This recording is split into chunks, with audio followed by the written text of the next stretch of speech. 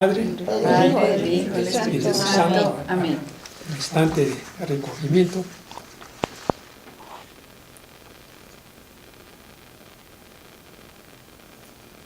Y rezamos. Ven, Espíritu Divino, manda tu luz desde el cielo.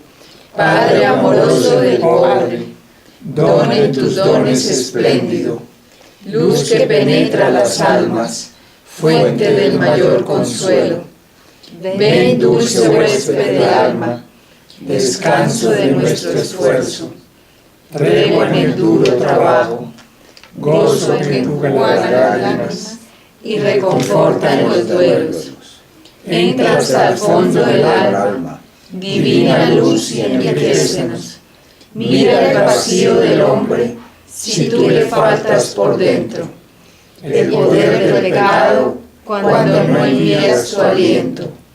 Riega la tierra en sequía, sana el corazón del enfermo, lava las manchas, infunde calor de vida en el hielo, doma el espíritu indómito, guía al que tuerce el sendero, reparte tus 7 dones según la fe de tus siervos. Por tu bondad y tu gracia, dale al esfuerzo su mérito. Salva al que busca salvarse y danos tu gozo eterno. Amén. Perdón, ¿podemos apagar los celulares? Tengo una interferencia en esto. Gracias por... Ya tengo mi hermano ya. ¿Sí? Bien. Reanudamos nuestro estudio a partir del texto evangélico de la Anunciación. Quisiera antes introducir un poco. No cabe duda que la encarnación de Jesús es el hecho más extraordinario, importante de toda la historia. Desde la creación del mundo hasta el final de los tiempos, no cabe duda que el comienzo. Nos preguntamos por qué la Biblia dice que cuando vino la plenitud de los tiempos,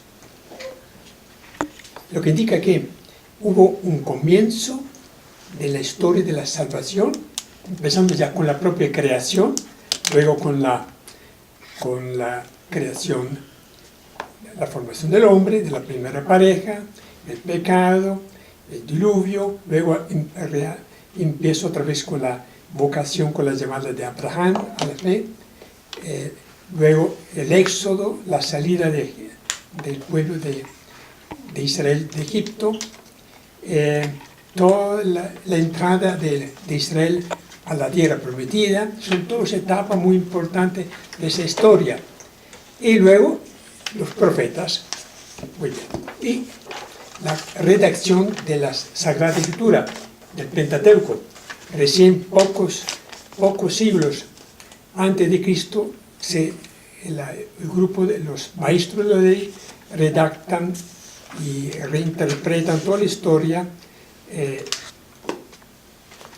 para tener las escrituras completas, ¿no? Entonces nos preguntamos por qué Dios esperó tanto para entrar en la historia del hombre. Primero, porque Dios escogió el lugar, Palestina, un pueblo insignificante, ¿no? Respecto a las grandes potencias.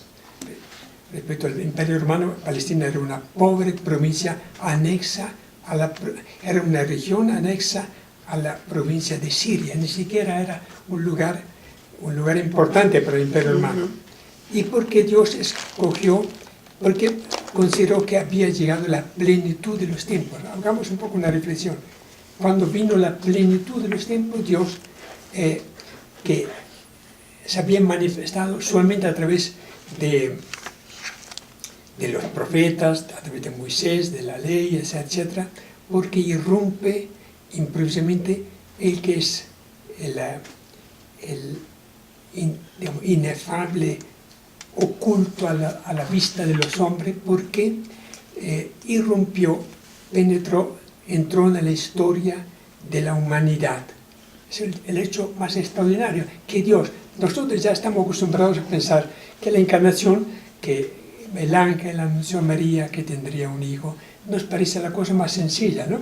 Pero pensar quién es Dios y quién es este pequeño planeta Tierra, que es esta pequeña región que era Nazaret, y una pequeña joven doncella de Nazaret, ¿no? De 12, 13 años, nos parece la cosa más normal que Dios haya entrado en la historia, pero si pensamos bien es un misterio grandioso y que nos debe suscitar asombro y alegría que Dios, después de tanto fracaso de parte de los hombres, de parte de las naciones y luego, ante todo, de parte del pueblo, él hubiese decidido entrar y romper en la historia del hombre y hacerse él mismo parte de su humanidad. Es decir, no solo asumió una humanidad, un cuerpo humano, sino que siendo hijo de María, entró en la generación de María, de su padre, su mamá,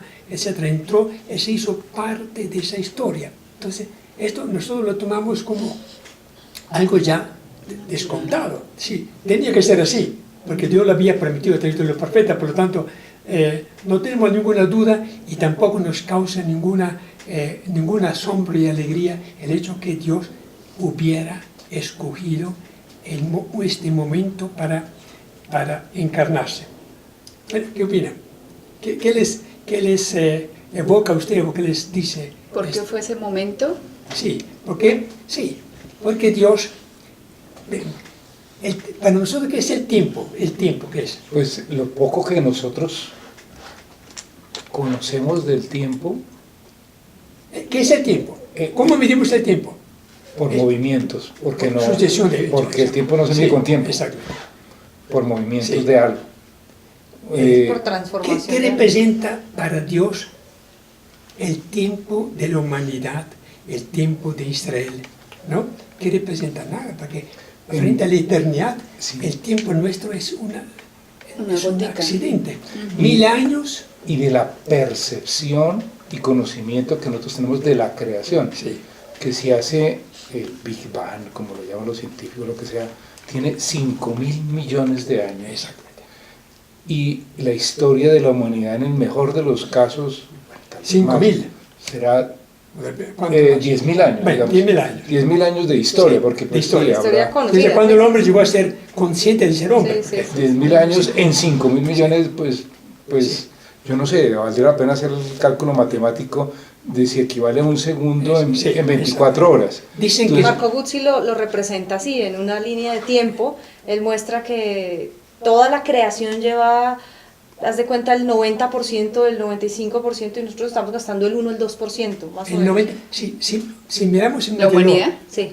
en un reloj, entonces la hora cero sería donde empezó la historia, ¿no? ¿Cómo se llama? ¿Manecillas? Las manecillas suben y faltando un minuto aparece el hombre, antes de que se termine. Qué interesante. Sí, eso. Sí, como decía, Estamos- 99... 100%. O sea, y si comparamos la vida de nosotros, Eso. pues No, pues es que si eso es un minuto, imagínense, imagínense no. nosotros, nada, un soplo. no, un pestañear, no, es un pestañear. nada. Entonces, ¿y qué es el tiempo respecto a la eternidad de Dios? No es nada. Nada. Para él 400 años, para nosotros 400 años en Egipto, pues suena una eternidad. Sí, una eternidad. Uy, sí. En serio, Y 400 de esclavitud, fuera de eso, ¿no? Peor. Y para Dios, seguramente los tiempos son...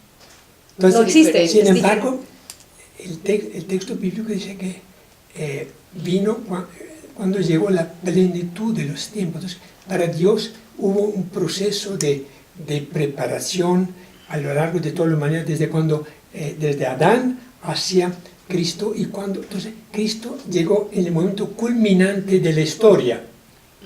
Y ahí empieza la historia de la salvación. Vale, empieza a realizarse todo lo que las promesas, las figuras del Antiguo Testamento. Emilio, y tú acabas de decir, la historia es la salvación. Y entonces uno se pregunta, que eso es el gran misterio, ¿y cuándo cayó la humanidad? ¿Cómo fue eso? qué pasó. Sí. ¿Sí? Es algo, es un misterio muy oculto. Claro. Y porque todas las demás naciones, con excepción de Israel, habían caído en la idolatría, en los vicios más aberrantes, ¿no? Y Dios pensó que había venido el momento y se hizo presente primero con Juan el Bautista, luego con la Anunciación. Entonces vamos a leer el texto de la Anunciación. Pero sí, nos venimos Pero cuestionar. digamos como una respuesta a esa pregunta que tú dices, ¿por qué ese momento sería cuál? Para Dios, posiblemente, dicen que, bueno, no soy historiadores, la llegada del Imperio Romano, con Augusto se hizo paz en todo el universo. El emperador Augusto extendió la paz romana, Sí. armada con el ejército, con las legiones, A la y brava. con la ley, etc., a todo el mundo.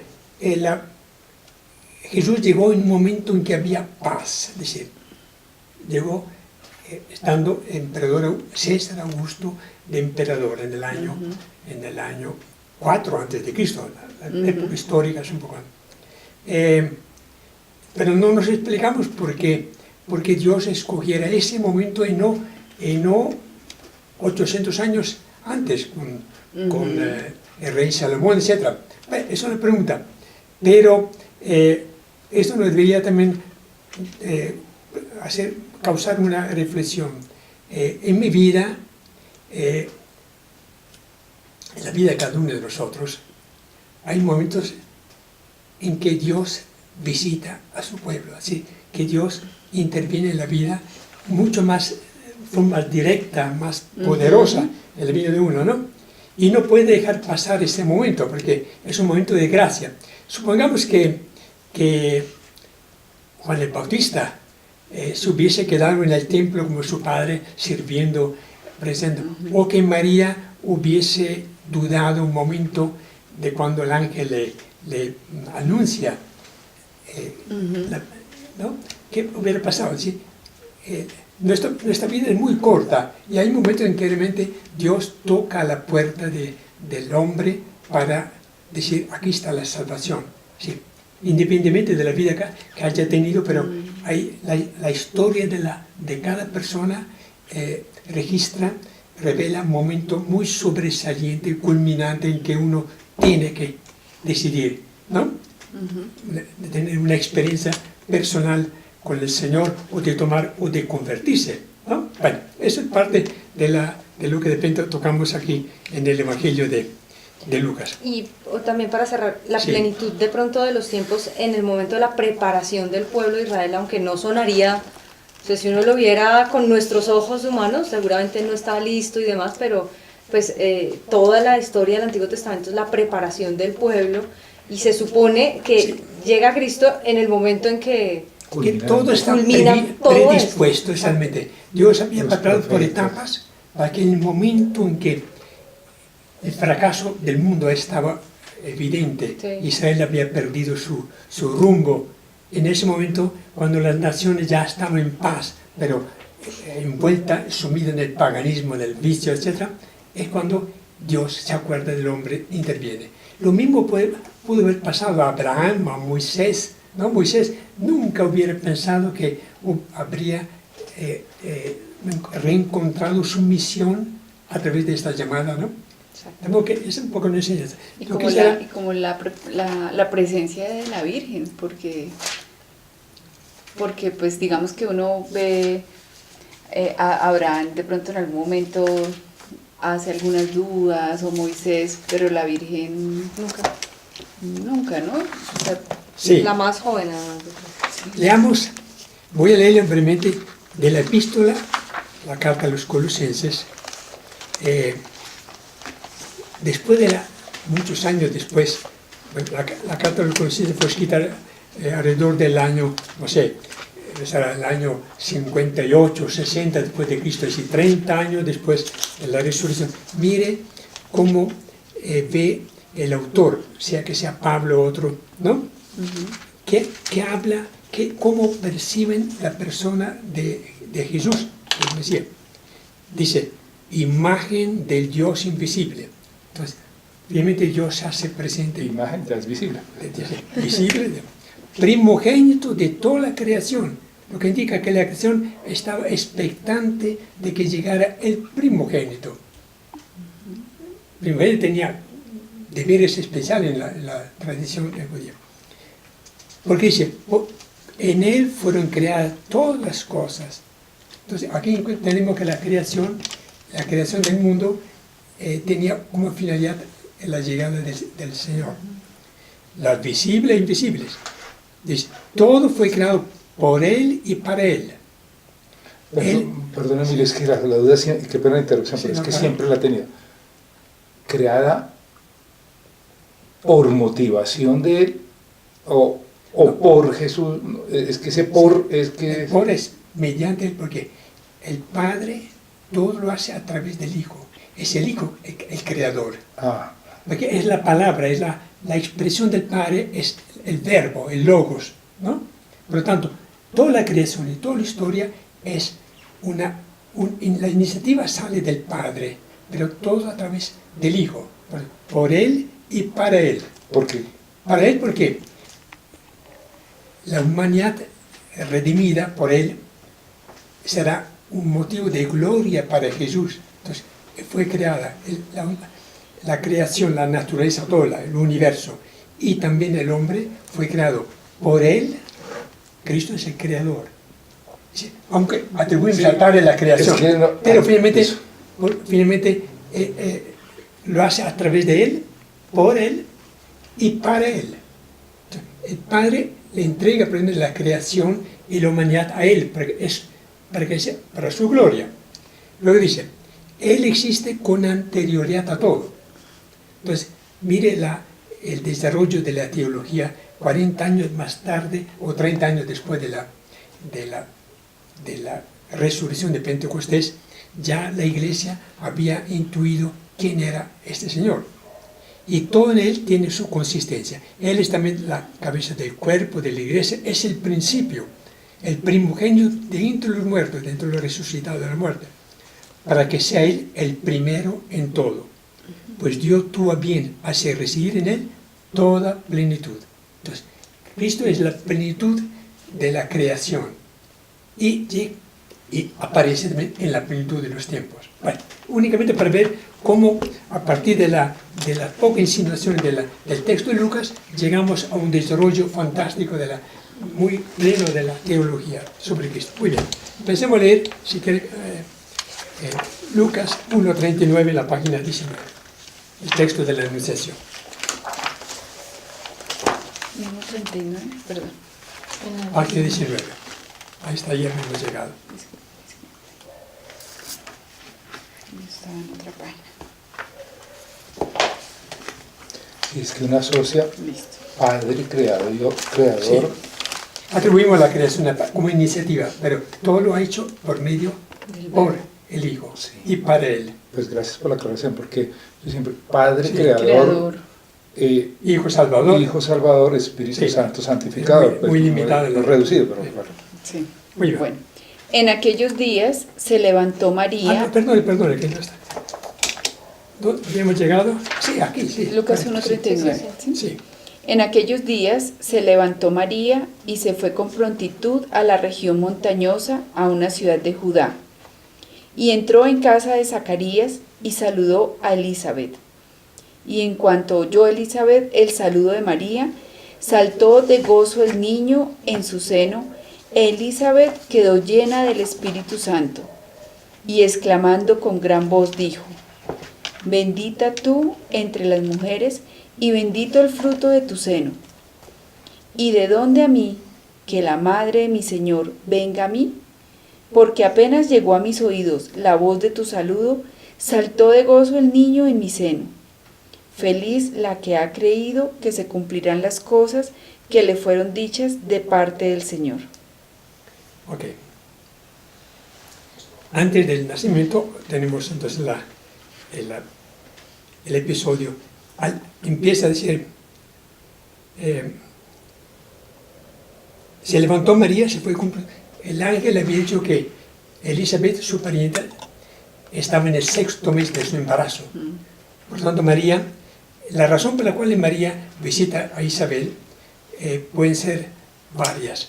Una, porque considera que la anciana de Isabel no tenía necesidad de alguien que le ayudara. Supone que el pueblo donde estaba Zacarías y Isabel había otros parientes de Isabel. Sin embargo, María se levanta, dice, con prontitud. Segundo lugar, porque también el ángel era una señal. El ángel le dijo, para que tú creas, te voy a dar una señal. Tu parienta Isabel está ya en el 6º mes de su embarazo. Por lo tanto, María va con esta intención, primero, ayudar de repente a su parienta en todas las actividades, el ajetreo de un parto, de un embarazo, y también porque había sido señalado como señal de la veracidad, porque no sabemos cómo fue la anunciación. Nosotros imaginamos como allá un ángel que aparece, que le dice, pero la anunciación pudo haber sido una experiencia mística interior que pudo haber dejado algún resquicio de duda. María entonces viaja, retoma el camino, atraviesa la montaña del Valle de Israel y sube a 6 kilómetros de Jerusalén. Estaba una población que todos identifican, Jaim Karim, donde vivía Zacarías y María. No sabemos si fue sola o si posiblemente fue acompañada por el propio novio, el propio esposo, que era José.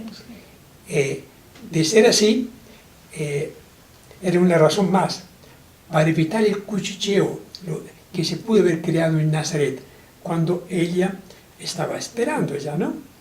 Entonces, para evitar que era el juego de los comentarios de los parientes, porque vivía en un clan, como hemos dicho última vez, se ausenta 3 o 4 meses hasta que nace Juan el Bautista, y así no está sufriendo todo el efecto de él. Pues hay muchas conjeturas sobre el por qué se fue con prontitud, tan pronto recibe el anuncio, se fue con prontitud a la montaña, a una ciudad de Judá, ¿no? Muy bien. Entró en la casa de Zacarías y su saludo llena de alegría y de paz a toda la casa. Tan así que cuando Elizabeth oye el saludo, saltó de gozo el niño que estaba en su seno, Juan el Bautista. Entonces, y Elizabeth quedó llena de Espíritu Santo. Hacía 400 años que no aparecía algún profeta. Sin embargo, con la visita de María, el espíritu profético llena el corazón y la mente de esta mujer, la cual dice, y exclamando con gran voz, bendita tú entre las mujeres y bendito el fruto de su seno. Ella no sabía que María estaba esperando. Por lo tanto, el hecho de que el Espíritu Santo le revela, ella es la madre del Salvador, del Mesías. Por lo tanto, Isabel clama, bendita tú entre las mujeres, porque has creído, y bendito el fruto de tu seno. Entonces, el Espíritu Santo le hace entender que esta niña, 12, 13 años para tiene María, que lo está visitando, era la madre del Mesías. Y venir porque su esposo no creyó inicialmente al anuncio de Gabriel. En cambio, María creyó y se puso en camino con prontitud. ¿Y de dónde a mí que la madre de mi Señor venga a mí? Aquí lo dice claramente. La madre de mi Señor. La palabra Señor seguramente no es del texto original. Bueno, ¿de dónde viene este relato? ¿De dónde sacaría Lucas una vez más este relato? Según algunos estudiosos, parece que el estilo, el contenido de estos textos de Juan el Bautista, de la Anunciación, forman parte de un texto en lengua hebrea, no aramea, hebrea, y que Lucas llegó a tener ese documento y lo incorporó a su evangelio, ¿no? Bueno, de paso. Entonces, ¿y de dónde? Bueno, porque apenas llegó a mí su y la voz de saludo, saltó de gozo. Entonces, María trae la salvación a su precursor, Juan el Bautista, que está en el seno de Isabel, ¿no? Saltó de gozo. Feliz la que ha creído que su cumpliente. Isabel proclama feliz no porque es la madre del Salvador, sino porque creyó. Entonces la importancia de la fe en este relato es muy importante, ¿no? María no es privilegiada porque llegó a ser la madre del Señor, sino porque creyó. Y cada uno de nosotros está en ese mismo caso, sea cual fuere el ministerio o el carisma que uno tenga dentro de la iglesia, lo importante en uno es la fe que permita cumplir un servicio. Muy bien. Aquí abajo tenemos un comentario. El profetismo había desaparecido de Israel desde hace mucho tiempo. Se esperaba para los tiempos mesiánicos una efusión del Espíritu. Ahora el Espíritu profético se manifiesta en Elizabeth y más tarde en su hijo Juan el Bautista. Entonces hay una efusión del Espíritu Santo sobre esta turba. Pero una vez más, que una mujer llegue a ser poseída por el Espíritu, ¿no? Que así actuara, es también una novedad. Normalmente nosotros conocemos solamente profetas varones, pero en este caso es Isabel, luego María misma, llena de Espíritu Santo, que clama, mi alma grandeza al Señor. Muy bien. Entonces, aprovechemos, aquí hay una nota, mensajes bíblicos a la página 20, dice, el nacimiento de Juan el Bautista es un comienzo nuevo, dado por Dios a su pueblo. Es la última vez que Dios siempre empieza de nuevo de la nada. Dios actúa de esa manera con los que confían en Él. Cada día en la vida del creyente puede representar un nuevo comienzo en el camino de la fe. No le preguntemos como Zacarías, ¿cómo va a ser esto? Tengamos fe en su poder y su fidelidad. Dios escoge el momento para intervenir en la vida. Lucas en este relato nos presenta la imagen de un Dios que escucha las oraciones de sus fieles y le responde y sobrepasa. Es el Dios fiel que cumple su promesa. Muy bien. Miremos un poco un vistazo ahora al Magnificat, ese himno. Hay 4 himnos en Lucas. El Magnificat, el Benedictus, el himno que Simón, el anciano Simeón, ¿no? Y luego el himno que los ángeles cantan en Belén la noche en que nace Jesús. Gloria a Dios en los cielos, paz en la tierra a los hombres, ¿no? 4 himnos que trae solamente Lucas. En Mateo no tenemos ninguna, ni en Marcos ni en Juan, ¿no? Miremos un poco el texto. Dice, el Magnificat de estudiarse junto con los otros 3 cánticos, ¿no? Que hemos señalado. Dice, ¿quién redactaría realmente este himno? Hay 3 hipótesis. La primera, según unos autores, el Magnificat lo compuso María. Exclamó, mi alma engrandece al Señor porque Dios ha mirado la humildad de su esclava. El Benedictus lo composería Zacarías, después de que nació Juan el Bautista. El Nunc Dimittis lo compuso Simeón, y el Gloria a Dios en las alturas lo compusieron los ángeles. Es una hipótesis muy ingenua, ¿no? María no tenía, depende de la capacidad. Bueno, la segunda hipótesis, estos cánticos fueron compuestos por el propio evangelista Lucas, pero aunque no sea tan ingenua esta teoría, tiene pocos seguidores. La tercera hipótesis, y la más probable, es la siguiente. Estos cánticos eran cantados por la comunidad cristiana aún antes de que Lucas escribiera su evangelio. Entonces, ¿qué hizo Lucas? Lo incorporó a su evangelio, porque ya las comunidades cristianas de Jerusalén, de Antioquía y en otras partes, ya habían algún poeta, había compuesto estos himnos y los integró y los incorporó a su evangelio, ¿no? Pero puede ser que como la Virgen también era llena del Espíritu Santo. Es posible que Tanta... los autores hayan contado con alguna información de primera mano, porque si María guardaba todas estas cosas en su corazón y las meditaba, ¿por qué no descartar que María misma hubiese confiado cuáles fueron sus sentimientos, su oración de alegría cuando vio que se había cumplido esa promesa en Isabel y en Zacarías, y sabiendo que ella misma había sido escogida. Muy bien. El género literario es un himno, estructura el Magnificat se divide en dos partes, del versículo 46 a 50 y del 51 al 55. La primera parte es María que engrandece al Señor, que exalta. En la segunda, el Señor dice, por lo que el Señor ha hecho en Israel. Se refiere a la historia de Israel. Muy bien. Los personajes son María, el Señor, los soberbios, los potentados, los humildes, los hambrientos, los ricos, Israel, Abraham y su linaje. Muchos personajes, ¿no? Si uno mira el texto que vamos a ver ahora, encontramos que María hace un repaso de la historia de Israel. María se mueve desde la mirada de Dios hacia ella, luego recorre la historia de Israel y finalmente vaticina el triunfo del reino de Dios.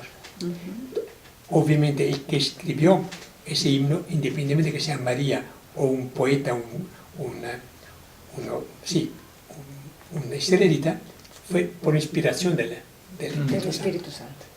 Bueno, hay una nota aquí. ¿Es un himno de María o de Elizabeth? Dice, algunas frases del Magnífica cuadran mejor en los labios de Isabel que de María. Por ejemplo, la referencia a la humillación relacionada con la esterilidad de Isabel. Dios se fijó en la humillación de esta mujer que no tenía hijos, siendo ya que era estéril. Era una humillación para una mujer en Israel. Entonces,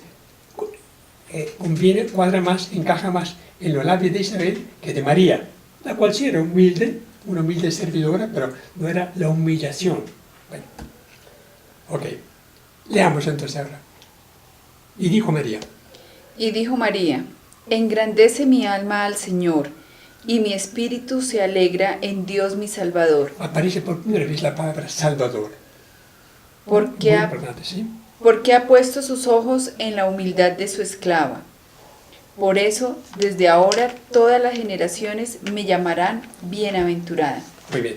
Y María que dice, María responde al saludo de Elizabeth, que le había bendecido, exclamando, bendita tú entre las mujeres. ¿No? ¿Que le veía así? Entonces María le contesta, hay que bendecir al Señor y no a ella.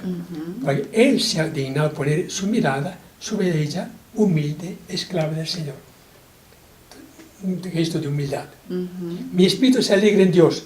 Lucas lo toma de Samuel, del primer libro de Samuel, donde Ana, la madre de Samuel, expresa su alegría por el favor de su madre. ¿Se acuerdan de ese episodio de que Ana no tenía hijos? Un día se fue al templo, a la carpa donde estaba Elí, el sacerdote, y pide a Dios que tenga en cuenta su oración, que le dé un hijo, ¿no?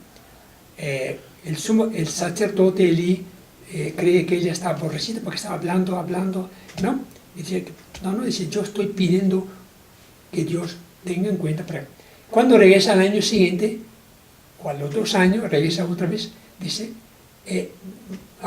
prometió que si Dios le hubiese dado un hijo, lo hubiera consagrado totalmente a Dios.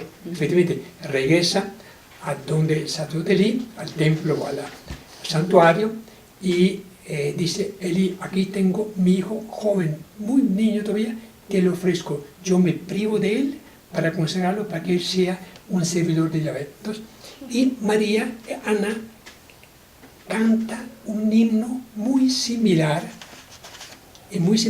al que tenemos aquí en el Magnificat. Dice, ¿En qué? en el primer libro de Samuel,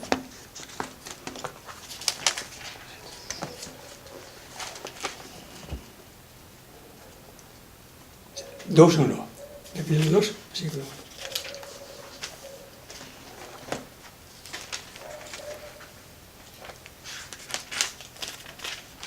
1. No, primer libro de Samuel, sí. La historia de Dice, mi corazón exulta en Yahvé, muy parecido. Mi fuerza se apoya en Dios, porque he gozado de su socorro. Los hartos se contratan por pan, los hambrientos dejan su trabajo. La estéril da luz 7 veces, la de muchos hijos se marchita. Y Yahvé enriquece y despoja. levanta del polvo al humilde, mire textualmente, alza del muladar al indigente, para sentarlo junto a los nobles. Entonces, Lucas, o el autor del himno, solamente trajo inspiración del cántico de Ana, de Samuel, para componer esto. Muy bien.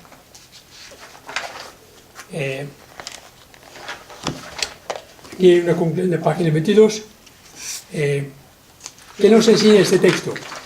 Dios el Señor, en su plan de salvación, ha optado por los pobres, los oprimidos, los pequeños, los humildes. Entonces, escogió a María, escogió a Isabel estéril, para ser ella madre del precursor, escoge a María, una humilde niña de doncella de 12 años, para ser la madre. María no se queja de su condición crítica, ni por las críticas que la van a llevar a llover a causa de su inexplicable maternidad. Debemos glorificar al Señor y alegrarnos por la maravilla que ha realizado en nosotros. Es un poco un mensaje que nos trae. Sigamos.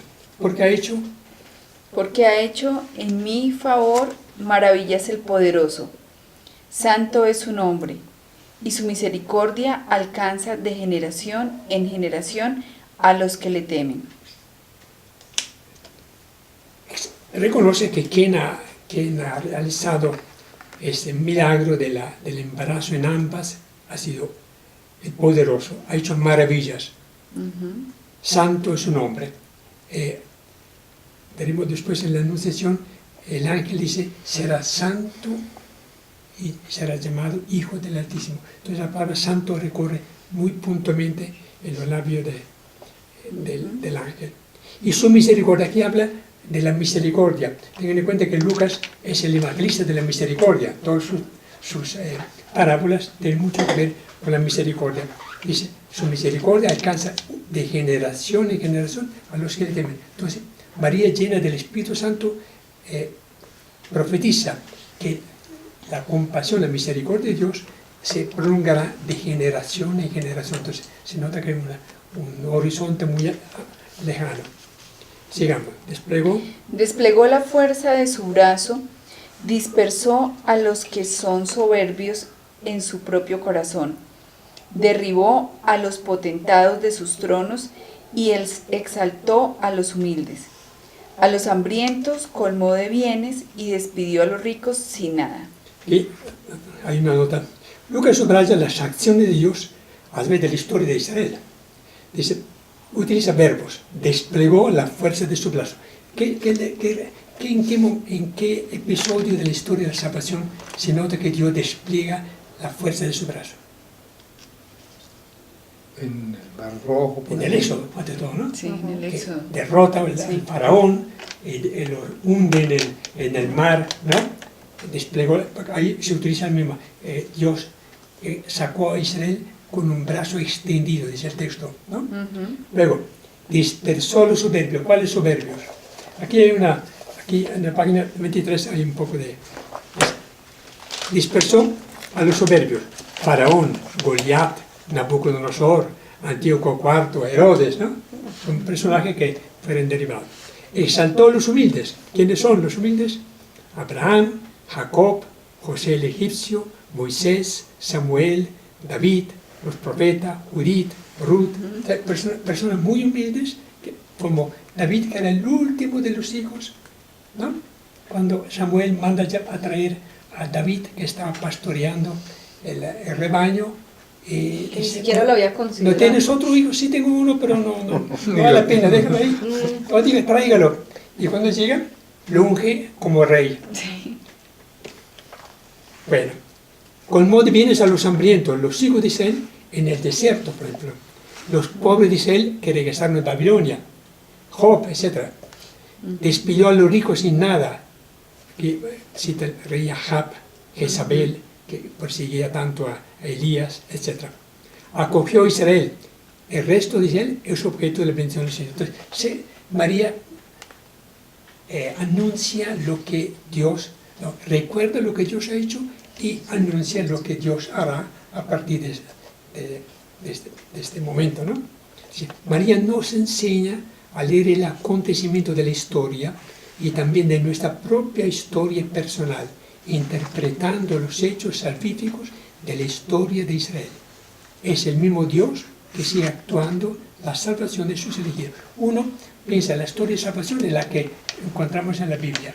Y yo, ¿qué pinto en esta historia? Uno es una piedra, un ladrillo que Dios utiliza para construir ese edificio, el santuario, que es el reino de Dios. Por lo tanto, uno tiene que saber que esta es parte de esa historia que María anticipa de generación en generación. Que estamos siendo salvados permanentemente. Exactamente. Sigamos. ¿Acogió?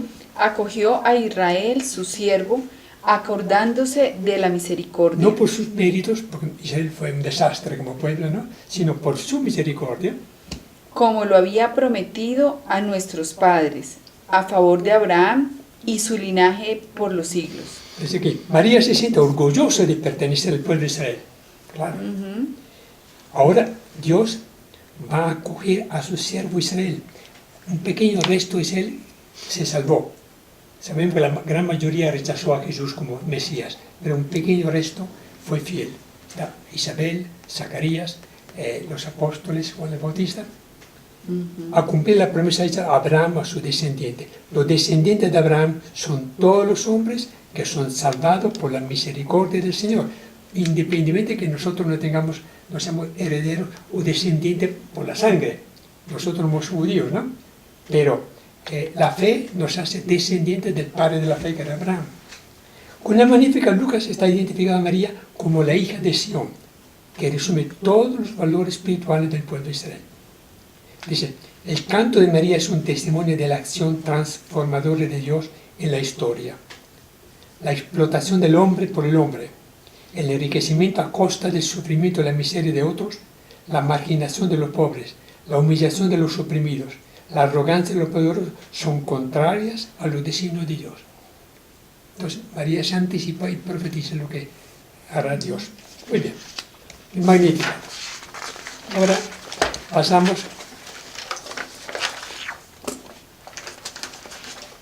a la página 24. Dice, ¿quién lee la historia de Colombia? ¿Puedes leer tú? Sí. Quien lee la historia de Colombia de los últimos 70 años queda aterrado de la extrema violencia que ha padecido y sigue padeciendo la gente de muchas regiones del país. También otros países del mundo están experimentando guerras, masacres, destrucción y hambrunas. Nos preguntamos, ¿por qué Dios permite tantos sufrimientos? ¿Por qué sufren tantos inocentes?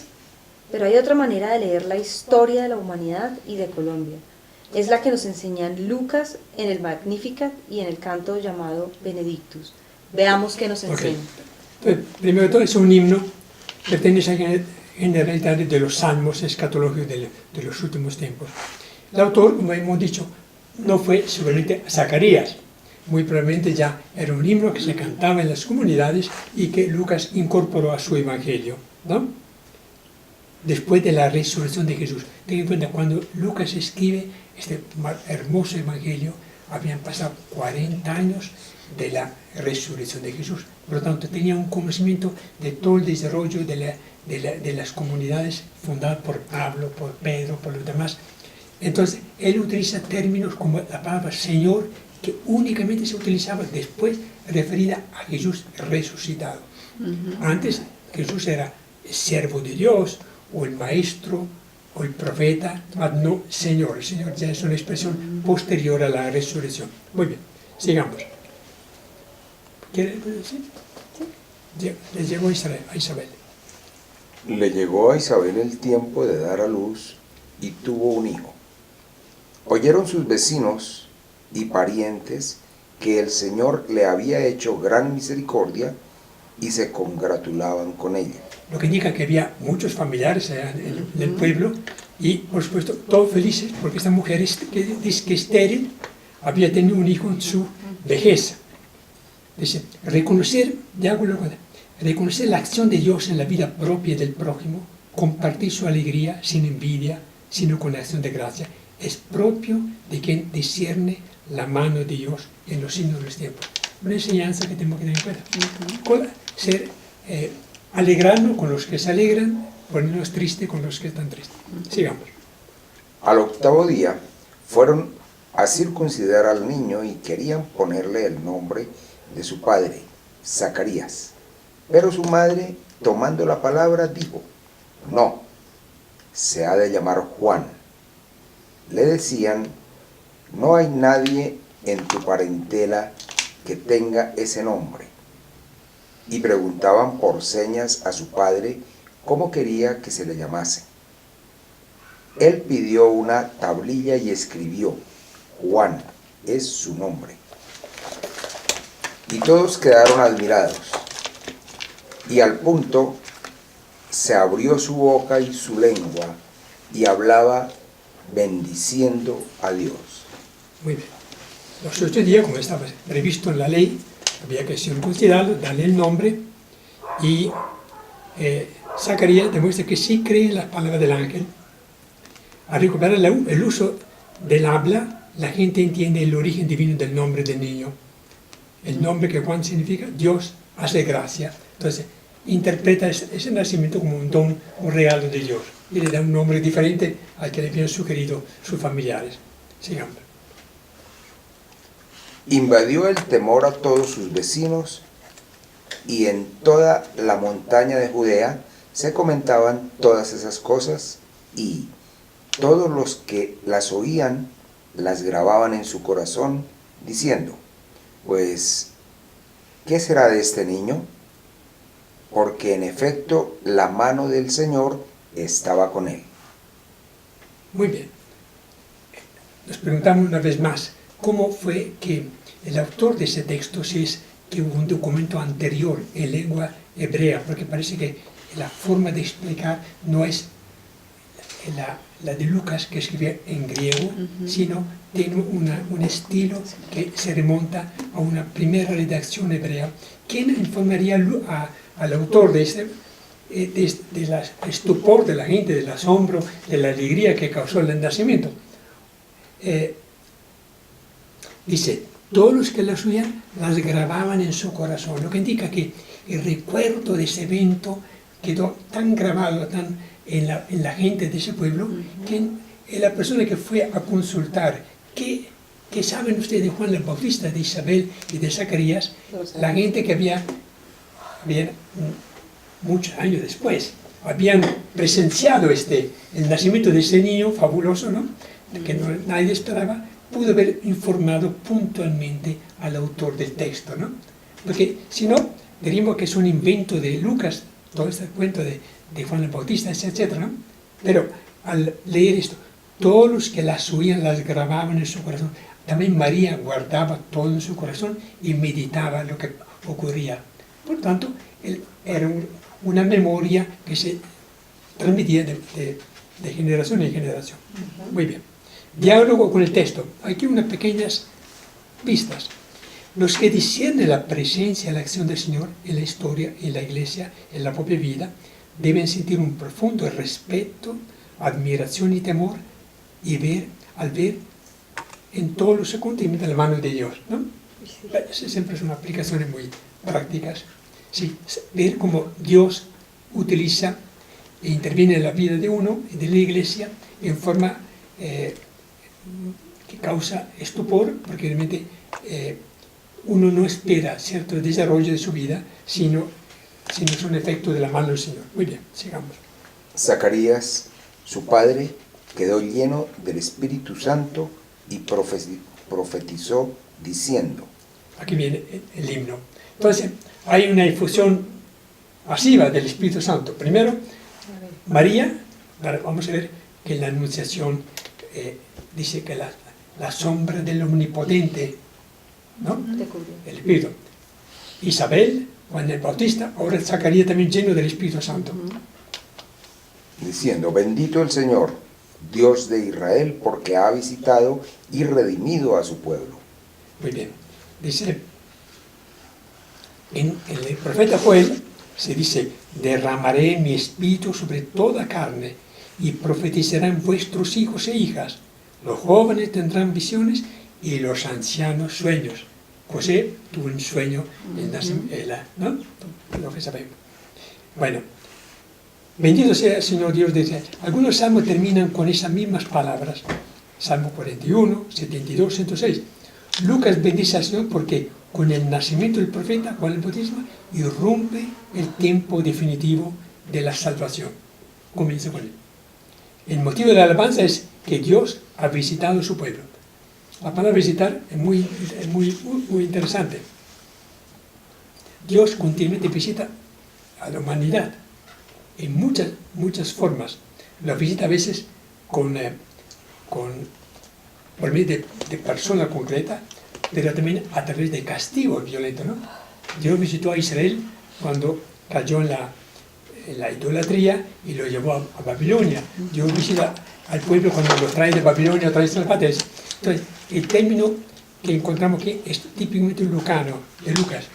Dios visita a su pueblo. Si nosotros miramos la historia la historia de Colombia, la historia del mundo, uno puede decir que Dios manifiesta su presencia visitando, ¿no? La visita de Dios son a veces muy claras, dependiendo un poco de la forma como discernimos el porqué de las cosas o el cómo de las cosas, ¿no? Dios visita a su pueblo. O sea, para eso tenemos que tenerla, ¿no? Muy bien. Lucas dice, habla en metáfora, visitar, liberar, el cuerno, ¿no? Para significar las promesas hechas en la antigüedad se están cumplidas.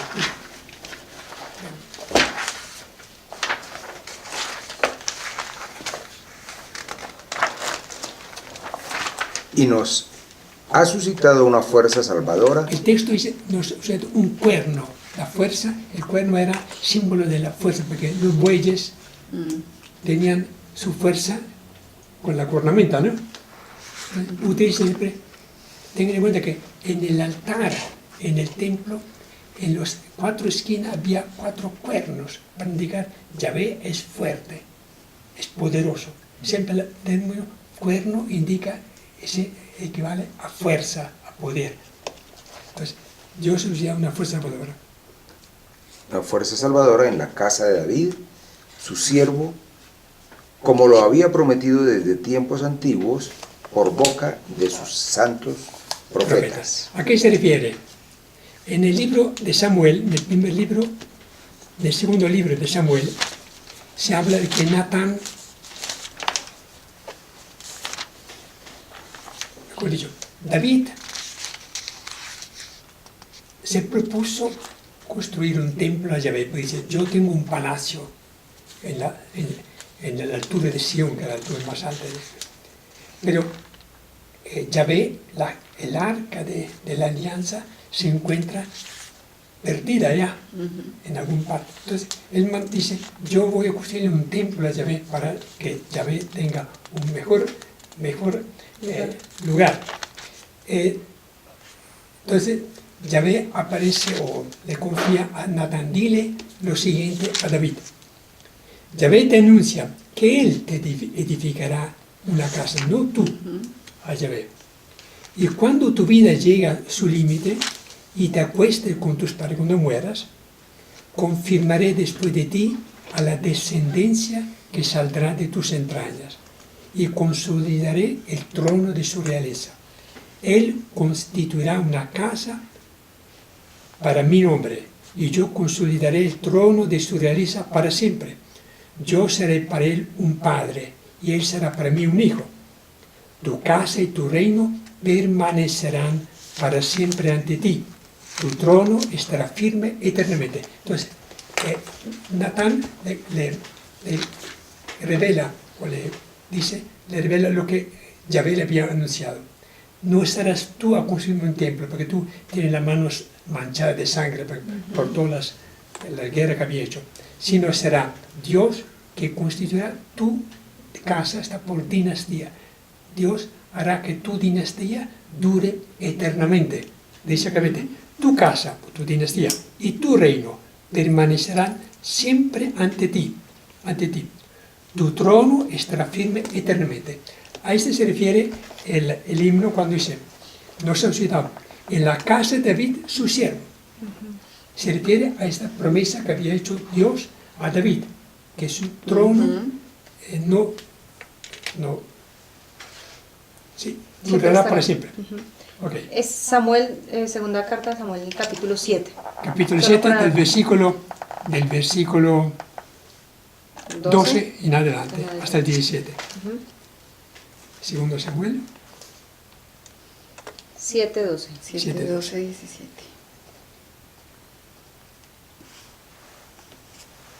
Dice, un día esa alianza se concretó en una promesa hecha por David, por Dios a David, lo que acabo de decir, ¿no? Sigamos, 71. Que nos salvaría de nuestros enemigos y de las manos de los que nos odiaban. Sí, Dios salvará a Israel de sus enemigos. Israel, pero aquí está, Israel está por toda la iglesia, la humanidad redimida, haciendo misericordia a nuestros padres y recordando su santa alianza y el juramento que juró a Abraham nuestro padre, sí, sigamos, de de concedernos que, libres de manos enemigas, podamos servirle sin temor, en santidad y justicia, delante de Él todos nuestros días. Este último texto es muy, muy importante. Dice, nos ha concedido que, libres de manos enemigas, que Dios vino a derrotar las fuerzas de Satanás, podamos servirle sin temor. Entonces, cambia totalmente la espiritualidad del pueblo de Israel. Dice, la espiritualidad o la vida religiosa de Israel estaba dominada por el santo temor de Dios, ¿no? El inicio de la sabiduría es el temor de Dios. Aquí en cambio dice que podemos servirle sin temor. Y en adelante los creyentes actuarán por amor, no por temor, en santidad y justicia, ¿no?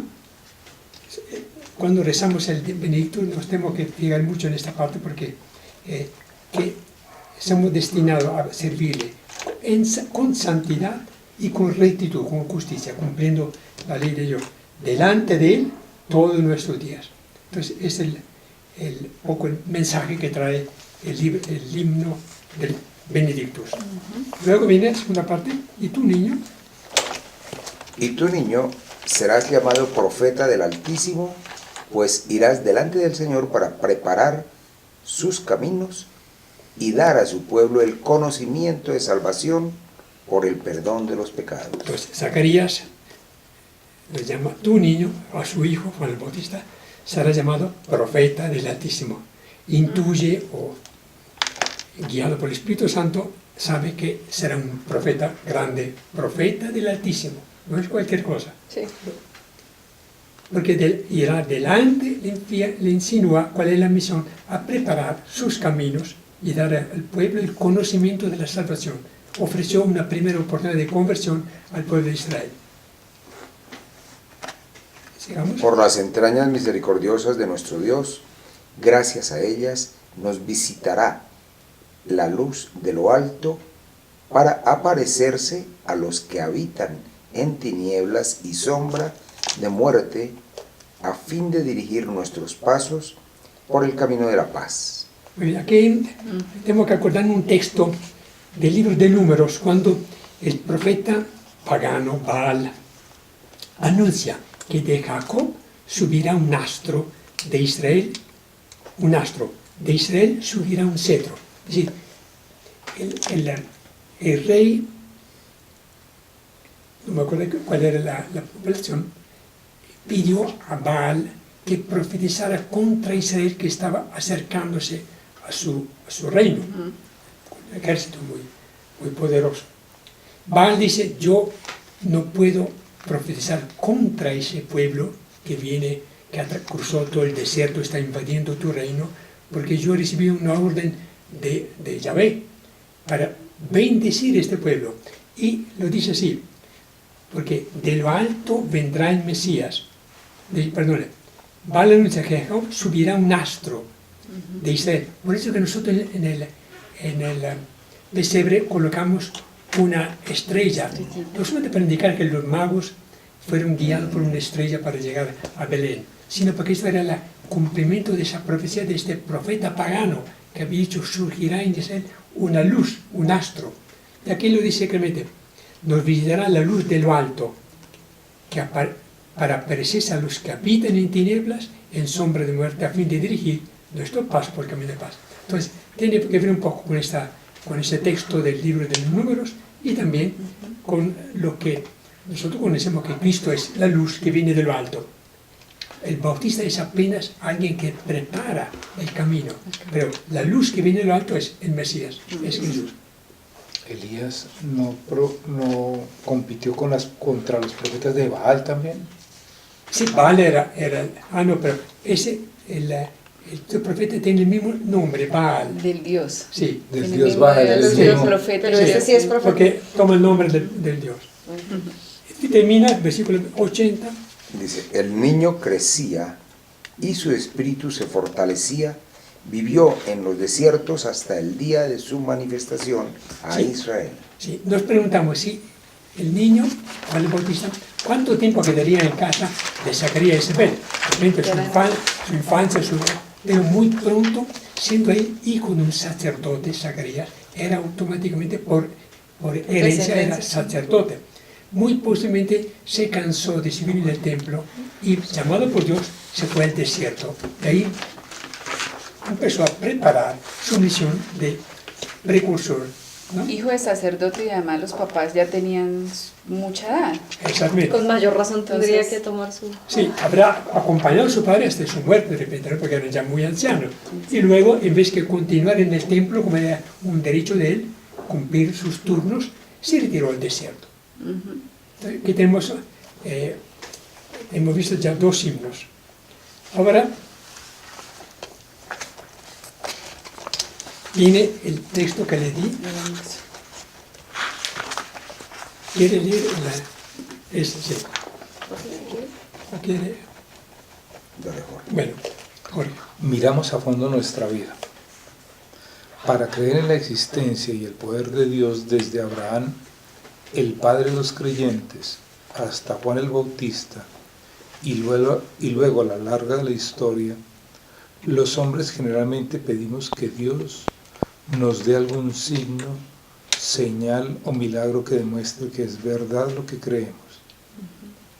La Biblia cuenta que el pueblo de Israel tentó a Dios cuando en el desierto le acusó de haberlo engañado, sacándolo de Egipto para hacerlo morir de hambre y sed en el desierto. Siglos más tarde, cuando Israel era amenazado por los ejércitos de filisteos y cananeos, los jefes de Israel imploraban a Yahvé que mostrara su poder y se acordara de su alianza. Dios a veces complace a los hombres y les envía señales. Otras veces se queda callado y exige confianza, abandono y fe ciega. Pero a los que estamos velando, en espera de su venida, con poder y gloria, Dios nos ha dado un signo admirable, elocuente, enternecedor. No lo transmite el Evangelio de Lucas. He aquí el signo que nos ha dado. Encontraréis a un recién nacido envuelto en pañales y acostado en un pesebre. No hay milagro más grande y más convincente que el amor de un Dios todopoderoso que se hace niño indefenso, del Dios creador que se hace criatura, del Dios santo que se hace miembro de la humanidad pecadora, del Dios misterioso, inefable, inalcanzable, que se hace tan cercano como lo fue y lo sigue siendo el niño Jesús, envuelto en pañales y recostado en la pesebrera de Belén. Sí, nos preguntamos, ¿cuándo los ángeles dicen, os doy una señal, encontraréis un niño?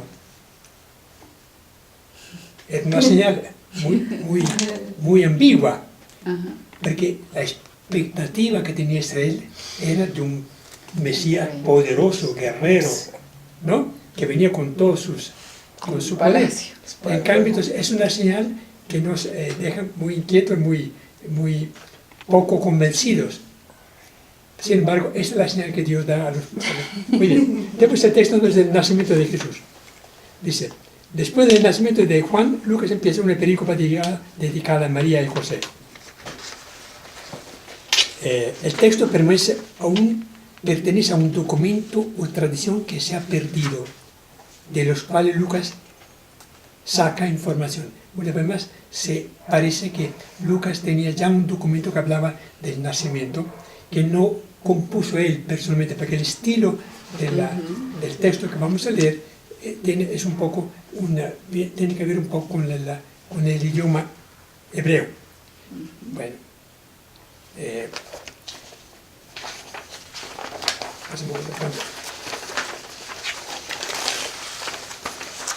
palabra superexcelente que hay que entender. Empadronamiento. ¿Qué era el empadronamiento? Era el registro de un nacimiento, de un hecho. Se indicaba que José y María tuvieron que empadronarse, registrar su nombre y sus propiedades, siendo que José era de la dinastía de David. David había nacido en Belén, por lo tanto, muy probablemente José, descendiente de David, pudo haber tenido algún poder, alguna propiedad en Belén. El emperador Tiberio, emperador Augusto, cuando determinó este censo, era para saber quiénes tenían propiedades, porque era para cobrar impuestos, y quiénes tenían edad para afiliarse, para luchar en el ejército. Por lo tanto, empadronamiento.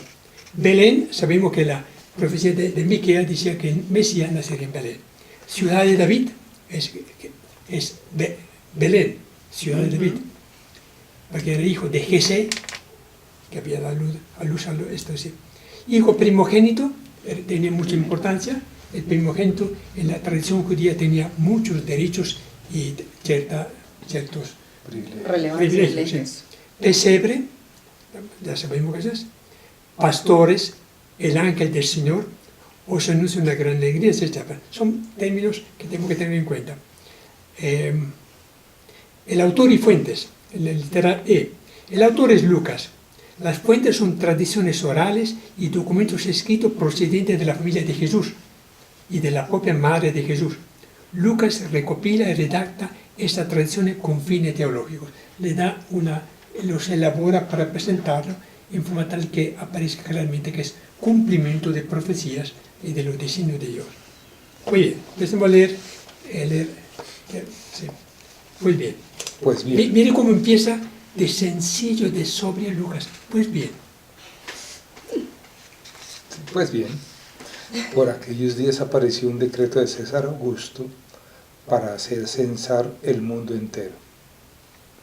Este fue el primer censo en aquella época. Quirino era gobernador de Siria. Todos iban a hacerse censar, cada uno a su propia ciudad. Bien. Dice, Lucas tiene predilección por las fechas, siempre ubica a Juan el Bautista y a Jesús en un momento histórico concreto, con el fin de que nadie pueda sacar conclusiones que esto era un mito, una invención de alguien. Él los coloca en un lugar concreto de la geografía del mundo, Belén, Palestina, Galilea, y en una fecha. Entonces, por aquellos días apareció un decreto de César Augusto. Parece que César Augusto no hizo censo tan puntual región por región de su imperio. Sin embargo, hay mucha discusión sobre, lo hizo a través del gobernador de Siria, al cual pertenecía Palestina. Sin embargo, este gobernador, que era Quirino, aparece un poco más tarde de la fecha en que señala Lucas. Sin embargo, dicen que es posible que haya establecido el censo de la población de Palestina con anterioridad a la posesión de su cargo. Son discusiones de historiadores. Bueno, aquí hay una nota interesante. Lucas no polemiza, dice que ¿cómo es posible que el nacimiento de Jesús obedezca al decreto de un emperador, de un rey, César Augusto, que no tiene nada que ver con nuestra salvación?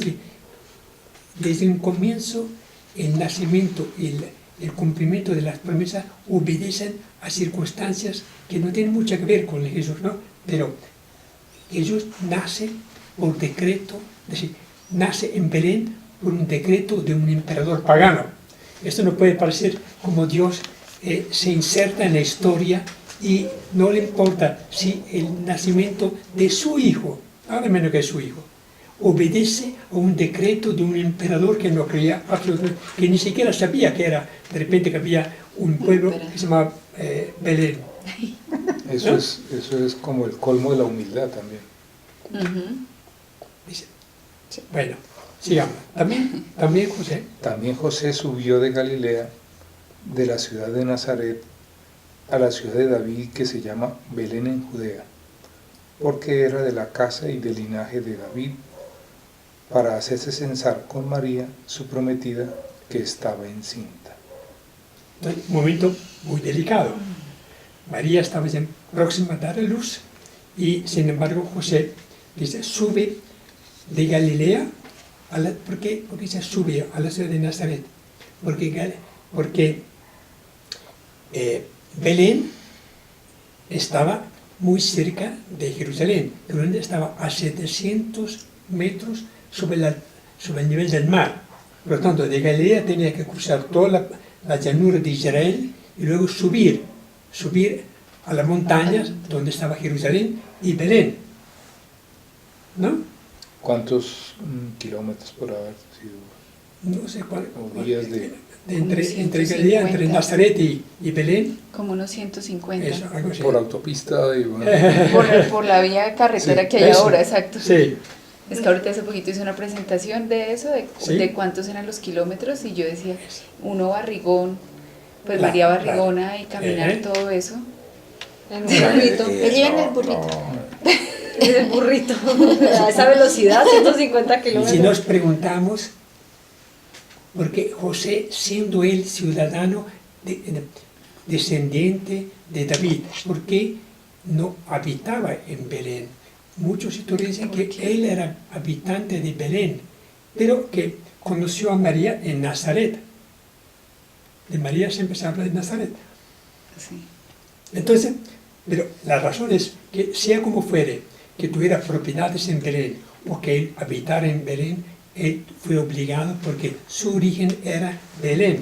Por lo tanto, tuvo que dejar Nazaret, llevar consigo a María y subir a la montaña hasta Belén para censarse, para registrarse según la orden del gobernador de Siria y del emperador. Bueno, estaba encinta. Pero eso también se puede ver, perdón, eso también se puede ver al revés, en la medida en que si Dios utiliza todo para su obra. No importa lo que sea, supuestamente el mal, supuestamente la ignorancia, y finalmente nosotros no somos nosotros, es Dios en cada uno, y pues en unos se manifiesta más que en otros porque algunos lo permiten. San Pablo dice que Dios dispone todas las cosas para el bien de los que Él quiere. Dispone todas las cosas, hasta el pecado, hasta la desobediencia puede servir para Dios como medio para cumplir su designio. plan. Él finalmente Él sabe para qué trabaja. Exactamente. Es la providencia de Dios, ¿no? Jorge decía hace un instante, es el colmo de la humildad. Y es tan grande el evento más importante de todos los tiempos, Sí.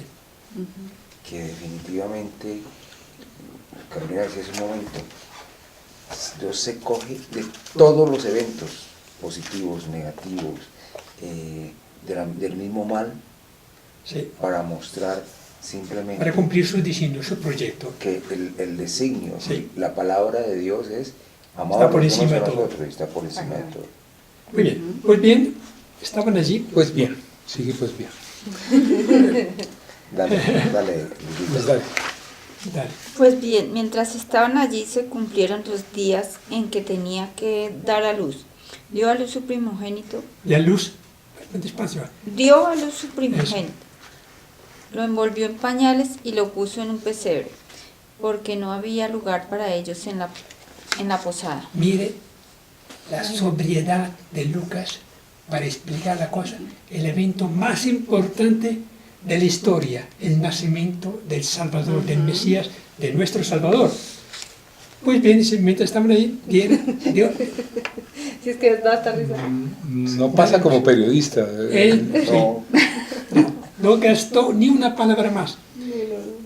Dio luz a su primogénito. Esto puede dar a entender que después de haber dado luz a Jesús, dio luz a otros hermanos de Jesús. Porque la palabra primogénito indica que él fue el primero, pero que después siguieron otros. El que conoce la literatura, el lenguaje bíblico, sabe que la palabra primero tenía un significado diferente. No era necesariamente el primero a nacer. Porque si nacía una mujer antes, No la el considero. primogénito era el varón que nacía después. Y primogénito indica, Lucas cuando lo coloca, había leído las cartas de San Pablo, porque era discípulo de él. La palabra primogénito tiene un alcance mucho más grande, indica el primero entre todos, con derechos y obligaciones, por supuesto, que tenía el primogénito. Acuérdense que en la parábola del hijo pródigo, del padre misericordioso, el primogénito fue el hermano que se quedó en la casa y que reclamaba a su papá: a mí no me diste nunca un corderito, ¿no? Porque él tenía, en cambio, al segundo, que era el que se largó, ¿no? No era el primogénito. Entonces, el primogénito reclama a su padre, que hace una fiesta para ese desgraciado que regresa, ¿no? Mientras que él le negó hasta un corderito, ¿no? El primogénito tiene una significación. Lo envolvió en pañales. Eso indica la sencillez, la pobreza, no tenía. Le puso en un pesebre. Se discute qué era, dónde fueron a parar José y María esa noche cuando todo el mundo les cerró la puerta. El término posada que se utiliza indica el lugar donde los viajeros que iban a Belén, desenganchaban los caballos.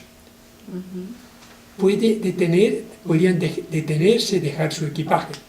Era como el patio de una posada donde colocaban los burros, los caballos, y donde buscaban luego un lugar para dormir. Probablemente se trata de un local, en una casa privada. José María no encontraron un lugar más discreto y abrigado que el pesebre de los animales, adosado sin duda a uno de los muros de la pobre vivienda. La fecha de nacimiento fue el día 5 o 6 a.C. Muy bien, entonces, cuando se habla del pesebre, insiste mucho el texto de Lucas en la palabra pesebre, da a entender que era un lugar donde podían pasar la noche los viajeros, pero también donde estaban los animales para velarlos, para... Sí. Sigamos.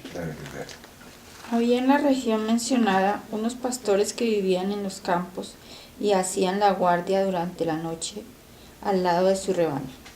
Un ángel del Señor se presentó ante ellos. La gloria del Señor los rodeó de luz y fueron invadidos de un gran temor. El ángel les dijo: no temáis, pues he aquí que les anuncio una buena nueva, que será un gran gozo para todo el pueblo.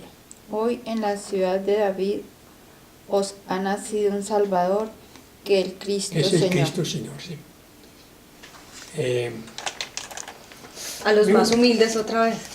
Claro, los pastores no gozaban mucha fama en ese tiempo porque eran considerados que eran ladrones, que robaban el ganado uno con otro, ¿no? Y sin embargo, Dios utiliza los pastores para verificar. Y a Belén encontraréis, sí, bueno, yo tengo aquí un texto del Papa Ratzinger que habla del nacimiento. Vale la pena tomar algunas. Dice, primero que todo, Jesús ha nacido en una época que se puede determinar con precisión. Por lo tanto, se rechaza cualquier idea de que el nacimiento fue producto de un mito, de una leyenda que inventaron los cristianos para dar origen a su fe. Es el 15º año del Imperio Tiberio. Entonces establece una fecha. Lucas es muy preciso. Se menciona además el gobernador romano de aquel año y los tetrarcas de Galilea y Turesa.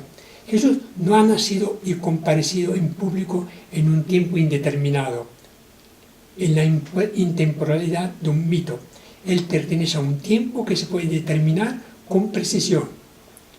Dice, en él el Logos, la razón creadora de todas las cosas, ha entrado en el mundo. Lo dice nacimiento. Mientras estaba allí en Belén, llegó el tiempo del parto. Dice, conocemos nuestro comentario en las últimas palabras de esa frase. No había sitio para ello en la posada. La meditación de la fe de esta palabra ha encontrado en esta afirmación un paralelismo interior con la palabra rica de hondo contenido.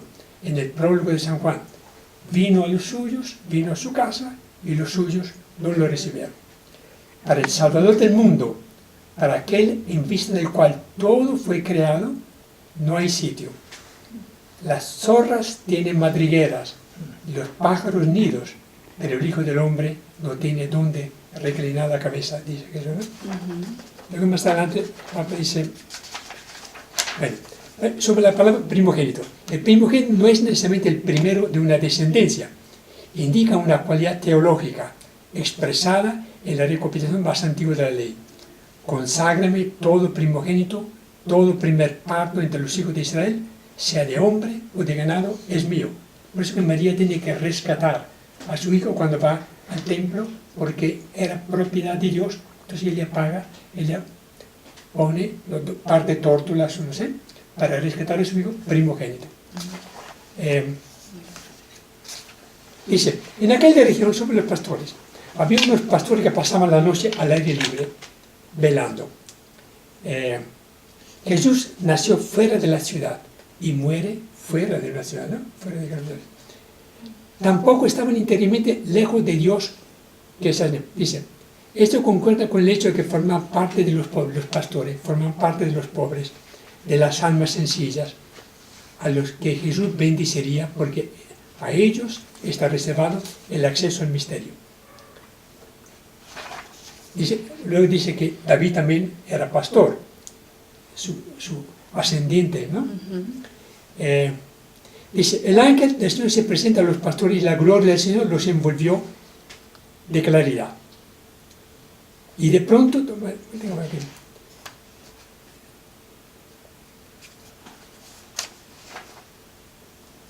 aquí una breve conclusión. Pues bien, en el Nuevo Testamento encontramos una ayuda para comprender este problema. En la narración del bautismo de Jesús, Lucas nos dice que mientras Jesús estaba orando, se abrieron los cielos y desde allí vino una voz que decía, tú eres mío. El hombre en que se complace es Jesús. Habría que leerlo un poco bueno, pero el relato del nacimiento, definitivamente, y ante todo la manifestación a los pastores, nos llena de curiosidad, porque teniendo,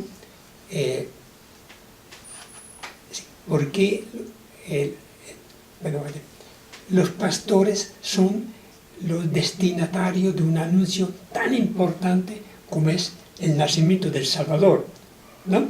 Y porque Dios confía a los ángeles esta tarea de anunciar con gran bomba y platillo, ¿no?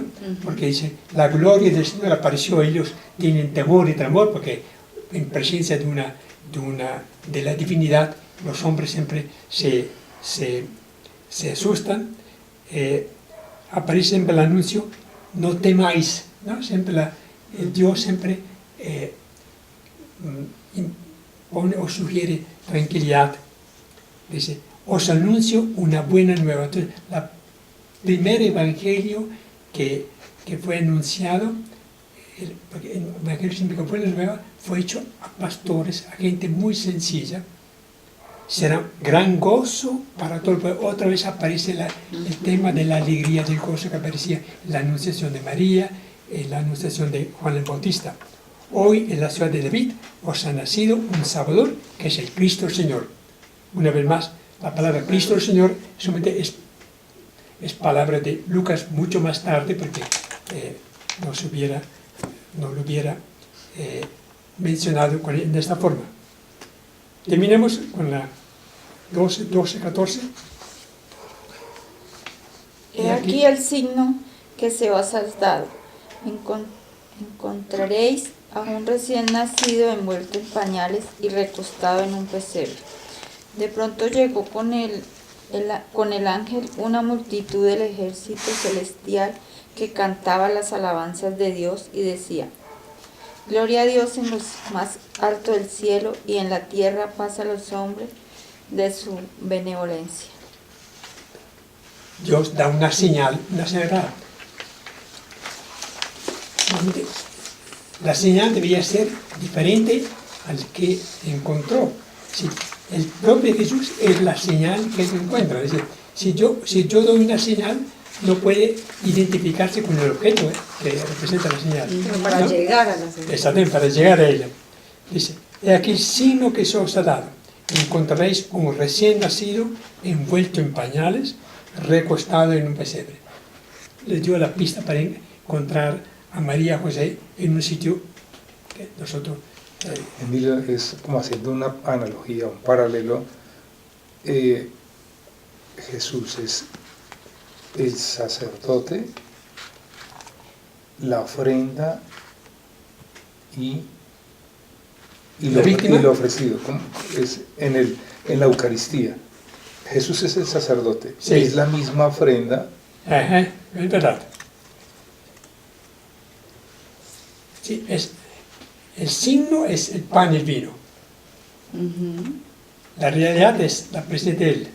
Y el que lo ofrece es el mismo Jesús. Como haciendo una analogía aquí. Sí. Entonces,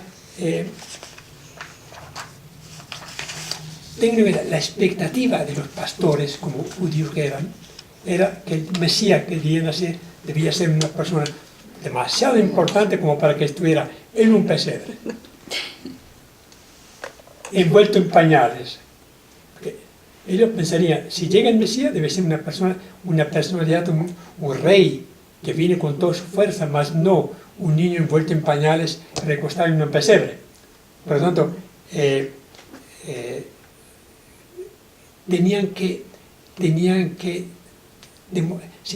hecho que fueran a Belén y que lo vieran demostró que lo que los ángeles anunciaron era verdad. Y que el anuncio de que era Cristo el Señor, es decir, que era el Mesías, tenía que tener una forma de verificarlo, ¿no? Efectivamente, ellos van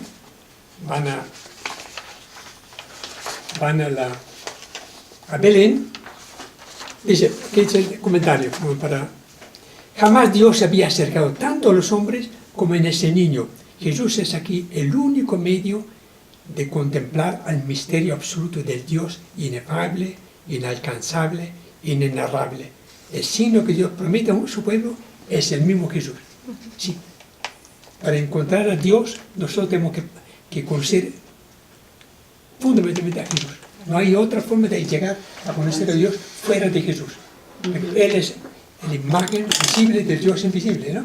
Es el Hijo que nos muestra la cara, el rostro paterno de Dios. Dice, de pronto Dios manifiesta su gloria con el canto de una multitud de ángeles que aclaman gloria a Dios en lo más alto de los cielos. Dios glorifica a sí mismo en el nacimiento de su Hijo, resplandor de su gloria, imagen visible del Dios invisible. Sigamos con 2.15.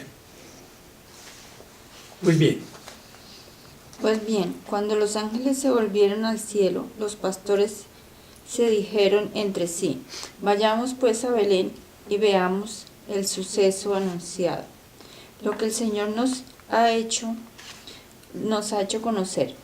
Y fueron aprisa y descubrieron a María, a José y al recién nacido acostados en el pesebre. Muy bien. Entonces ellos cumplen la indicación, van a Belén. Quién sabe, todo esto está ligado, digamos, a nuestra fe. Si uno únicamente cree lo que la inteligencia lo que la razón explica con evidencia de hechos, de pruebas, nunca llegará a conocer el misterio de Dios. Uno tiene que siempre colocar la fe como medio para poder llegar a esto. Si los pastores nos hubieran movido de sus rebaños, nosotros no tendremos la alegría de poder decir que alguien pudo ver al niño, a María y José, en la noche del nacimiento, ¿no? Entonces tenemos que agradecer a Dios que por la obediencia, por la fe de esos pastores, nosotros llegamos a decir, sí, de verdad, ellos se encontraron. Y luego dice, cuando regresaron de Belén, dice a continuación, dice, pues bien, cuando los ángeles se volvieron, después de haberlo visto, dieron a conocer las noticias del acontecimiento relativo a este niño. Entonces, fueron hablando a todo el mundo que habían visto al niño, que los ángeles lo habían anunciado como el Mesías. Y todos los que oyeron quedaron asombrados de lo que decían los pastores. Los primeros evangelistas, los primeros predicadores fueron los pastores. Y en cuanto a María, aquí viene la parte interesante, conservaba estos acontecimientos y los interpretaba en su corazón. El hecho de que María guardara, interpretara, meditara esto, es lo que Lucas recogió de estas tradiciones que lo permitieron escribir el Evangelio. Luego los pastores se volvieron, cantando la gloria y las alabanzas de Dios, aprendieron a cantar de los ángeles, ¿no? Por todo lo que habían visto y oído, de acuerdo con lo que les había anunciado. Nosotros leemos esto con gran devoción porque tiene que ver con el misterio más grande, que cómo Dios se hizo presente después de miles, como decimos antes, miles de años de historia de la humanidad, en un pequeño pueblo, en un pesebre, y que las personas más humildes de esa época, que eran los pastores, ¿no?, fueron testigos de este acontecimiento, junto con María, que guardaba estas cosas y las interpretaba. Imagino que después, aquí hay una nota, parece que el relato de María, de la anunciación, de la visita a Elizabeth, del nacimiento, se conservaba cuidadosamente mientras que María vivió, porque no se atrevían, por supuesto, a narrar cosas tan íntimas, tan delicadas como la anunciación, ¿no?, mientras que ella viviera. Tan pronto murió, ¿no?, María, y creo que no viviría muchos años, porque lo sabemos, la iglesia empezaron entonces a publicar estos relatos, porque ellos ya tienen más libertad e interpretarlos a la luz ya de la resurrección de Jesús, ¿no? Por lo tanto, estos relatos del nacimiento, etc., circulaban ya en las comunidades cristianas después de la muerte de María como relatos sagrados que no fueron publicados antes, mientras que ella vivía, por un trato muy delicado con este personaje, ¿no? Pero que luego posibilitaron de que Lucas pudiera recogerlo e incorporarlo a su evangelio, ¿no? Termina, dice, 8 días más tarde, cuando llegó el momento de circuncidarlo, le pusieron por nombre Jesús. Muy probablemente, bueno, si estaban en Belén, la distancia entre Belén y Jerusalén no era muy grande, 6 kilómetros, ¿no? Por lo tanto, nada raro que 8 días más tarde María y José viajaran a Jerusalén, que estaba muy cerca, para circuncidar el niño antes de que fuera concebido. Entonces, termina así el relato, digamos, del nacimiento y de la circuncisión del Señor, que será el tema que vamos a tocar la próxima vez a partir de la página 29. Podemos hacer, sobre esto deberíamos hacer, por supuesto, muchas reflexiones y meditaciones, porque es el relato o el evento más dichoso, más grande, más consolador de toda la Biblia, es el nacimiento de Él, porque nadie hubiera pensado que Dios saliera de su silencio eterno, ¿no?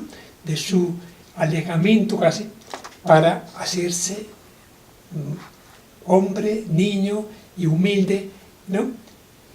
Lo que da lugar a nosotros de muchas reflexiones, porque si Él se presentó como camino del hombre, del creyente, eso es, la vida de Él es una forma, una indicación cómo nosotros podemos caminar o proceder por este camino que nos ha indicado Él, ¿no? de la humildad, del silencio, del escondimiento en que Él nació, hasta su bautismo, que fue luego el comienzo de su actividad pública. No lo pudieras haber dicho mejor, Emilio. Es tan profundo y tan simple, tan sencillo, como 3 personas distintas y un solo Dios verdadero. En realidad no se puede entender con la mente, sino con el corazón. Sí. Aquí hay una pequeña pauta. ¿Qué significa para nosotros el nacimiento de Jesús? Que Dios mismo ha visitado a su pueblo. Dios visitó a su pueblo. Lo que indica que la fidelidad de Dios para con su pueblo es una fidelidad eterna. Dios hubiera podido olvidarse de Israel, olvidarse de la humanidad porque había caído del pecado. Sin embargo, Dios se acuerda y visita a su pueblo. En Jesús se ha manifestado la benevolencia de Dios. Solo la encarnación de Dios en la persona de Cristo solo se entiende a partir del amor de Dios. Nadie, la razón humana no se escandaliza frente a estas verdades, que Dios se encarna en una humilde doncella, ¿no?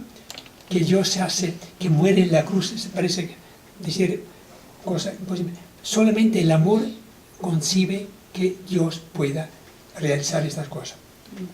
En el pesebre y en la cruz Dios se rebaja y es exaltado. El nacimiento de Jesús introduce y compromete a Dios en nuestra historia. A partir del momento de la encarnación, Dios está comprometido. Ya no puede abandonar la humanidad porque es parte de esa humanidad. El nacimiento de Jesús es el más grande signo, sacramento, un poco lo que venimos a. Para conocer el misterio de Dios hay que descubrir la humanidad de Jesús. Nadie puede llegar a conocer a Dios en la eternidad sin antes conocer a Jesús. Hay que volverse niños para recibir el reinado de Dios. Bueno, les voy a pedir pequeñas pautas que no tienen mucha importancia. Yo creo que es suficiente, pero es un repaso para que cuando recemos la novena o si tenemos Navidad, nos acordemos de volver a tomar estos apuntes, leerlos ya con más calma, tranquilidad, y nosotros vivir con alegría y con gozo este misterio que supera cualquier capacidad de nuestra razón y de nuestra posibilidad de entender. Muy bien. ¿Quiere rezar una conclusión dando gracias al Señor? Muy brevemente, gracias a Dios por este curso, gracias a Dios por Emilio. Permítenos, Señor, terminar estas grabaciones que por ahora tenemos muy pocos receptores para lo que esperamos en nuestro corazón que haya y puedan verdaderamente entender cada palabra con el sentimiento y pureza con que se transmiten y se graban. Damos gracias a Dios por tu presencia en nuestras vidas y por este curso tan profundo que estamos recibiendo en cabeza de Emilio. Amén. Amén. Les recomiendo si pueden comprar esto. Excelente. Sí, se ve La divino. infancia de Jesús. Es hermoso. Sí. Hay 3 libros del Papa Ratzinger. Vengo a la infancia y otros 2 tomos. Espérame, lo pongo. Es muy rico en el estudio mismo, muy profundo, desde el punto de vista histórico y teológico, por supuesto. Perfecto. Muy bien, pasito, pa. Yo también.